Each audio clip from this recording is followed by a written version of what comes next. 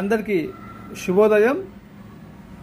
గుత్తి పట్టణంలోని పలు social media గ్రూపుల్లో సంక్రాంతికి ఉచిత రీఛార్జ్ అంటూ కొన్ని ఫేక్ మెసేజ్లు వస్తున్నాయి. అలాంటి మెసేజ్లు నమ్మవద్దని గుత్తి సి వెంకటేశ్వర్లు మీడియాకు ఒక ప్రకటన తెలిపారు. ఈ సందర్భంగా ఆయన మాట్లాడుతూ, గత 2 రోజుల నుంచి రీఛార్జ్ మెసేజ్లతో గుత్తి పట్టణంలోని పలు సోషల్ మీడియా గ్రూపుల్లో ఇలాంటి ఫేక్ మెసేజ్లు వస్తున్నాయని, దీనివల్ల ప్రజలు అప్రమత్తంగా ఉండాలన్నారు.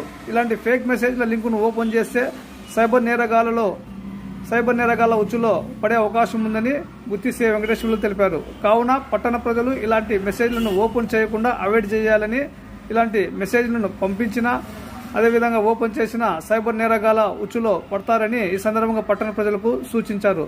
ఇలాంటి మెసేజ్ల పట్ల ప్రజలు అప్రమత్తంగా ఉండాలని ఈ సందర్భంగా గుత్తి సి వెంకటేశ్వర్లు పట్టణ ప్రజలకు సూచించారు. Thank you. నమస్తే.